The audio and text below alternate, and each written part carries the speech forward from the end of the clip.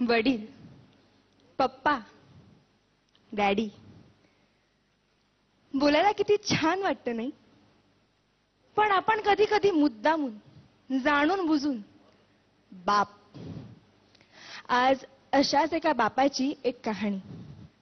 आई घराचं मांगल्य तर वडील घराचं अस्तित्व असतं. पण या अस्तित्वाला खरंच आम्ही कधी समजून घेतलंय का? वडिलांना महत्व असूनही त्यांच्याविषयी फारसं बोललं जात नाही. लोकांनी वडील रेखाटलेले, पण तेही तापट, व्यसनी, मार झोड करणारे. नाही, समाजात 1-2% असे वडील असतीलही, पण चांगल्या वडिलांबद्दल काय? आईकडे अश्रूंचे पाट असतात, ती रडून मोकळी होते, पण सांत्वन वडिलांनाच करावं लागतं. आणि रडणाऱ्यापेक्षा सांत्वन करणाऱ्यावर जास्त ताण पडतो, कारण ज्योतीपेक्षा समईच जास्त तापते ना. पण श्रेय नेहमी ज्योतीलाच मिळत राहतं. रोजच्या जेवणाची सोय करणारी आई आमच्या लक्षात राहते, पण आयुष्याच्या शिदोरीची सोय करणारा बाप आम्ही किती सहज विसरून जातो. आई सर्वांसमोर मोकळेपणाने रडू शकते, पण रात्री उशीर तोंड खुपसून मुसमुसतात ते आपले वडीलच असतात. स्वतःचे वडील वारले तरीही त्यांना रडता येत नाही, कारण छोट्या भावंडांना जपायचं असतं. पत्नीने अर्ध्यावसात सोडली तरी पोरांच्या अश्रूंना आवर घालावा लागतो. जिजाऊने शिवबांना घडवलं असं अवश्य म्हणावं, पण त्याच वेळी शहाजी राजांची ओढाताण लक्षात घ्यावी. देवकी, यशोदेचं कौतुक अवश्य करावं, पण भरपुरात पोराला डोक्यावरून घेऊन जाणारा वसुदेव लक्षात घ्यावा.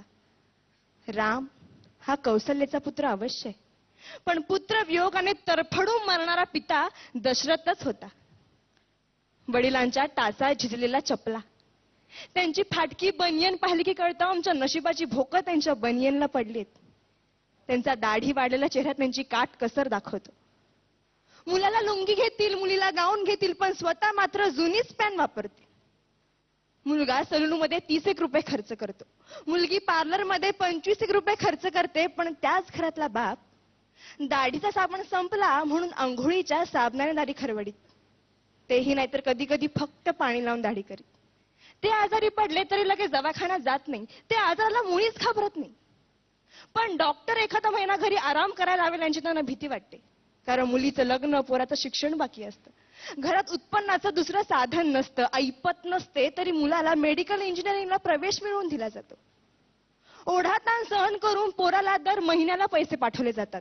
सर्वच नसली तरी काही मुलं अशी असतात की तारखेला पैसे येताच मित्रांना परमिट रूम मध्ये पार्ट्या देतात, आणि ज्या वडिलांनी पैसे पाठवले त्या वडिलांची टिंगल करतात. एकमेकांच्या वडिलांच्या नावाने एकमेकांना हाका मारतात. ज्या घरात वडील आहे त्या घराकडे कोणीही वाईट नजरेने बघू शकत नाही, कारण घरातला कर्ता जिवंत असतो. तो जरीही काही करीत नसला तरी तो त्या पदावर असतो, घरच्यांचं कर्म बघत असतो, सांभाळत असतो. आई असण्याला अथवा आई होण्याला वडिलांमुळेच अर्थ असतो. कोणत्याही परीक्षेचा निकाल लागल्यावर आई जवळची वाटते, कारण ती जवळ घेते, कवटाळते, कौतुक करते. पण गुपचूप जाऊन पेढ्यांचा पुडा आणणारा बाप कोणाच्याच लक्षात राहत नाही. चटका बसला, ठेच लागली, फटका बसला तर आई ग हाच शब्द बाहेर पडतो. पण हायवेचा रस्ता ओलांडताना एखाद्या मोठ्या ट्रकने अचानक ब्रेक लावला तर बाप रे हाच शब्द बाहेर पडतो. कारण छोट्या संकटांना आई चालते हो, पण मोठी वादळ पेलताना बापच आठवतो. काय पटतंय का? मंगल प्रसंगी अख्खं कुटुंब जातं, पण मैताच्या प्रसंगी बापालाच जावं लागतं. मुलाच्या नोकरीसाठी साहेबांपुढे लाचार होणारा बाप, मुलीच्या स्थळासाठी उंबरठे झिजवणारा बाप, खर्चांसाठी स्वतःच्या व्यथा दडपणारा बाप खरंच किती ग्रेट असतोय. वडिलांचं महत्व कुणाला कळतं? लहानपणीच वडील वारल्यावर अनेक जबाबदाऱ्या खूप लवकर पेलाव्या लागतात. त्यांना एका गोष्टीसाठी तरसावं लागतं. बाबांना पूर्णपणे समजून घेणारी असते ती म्हणजे त्या घरातील मुलगी. सासरी गेल्यावर अथवा घरापासून दूर असताना वडिलांशी फोनवर बोलताना त्यांचा बदललेला आवाज ते एका क्षणात ओळखते आणि 17 प्रश्न विचारायला सुरुवात करते. कारण कोणतीही मुलगी वडिलांना जपते, जाणते. इतरांनी आपल्याला एवढंच जपावं एवढीच त्यांची अपेक्षा असते. धन्यवाद.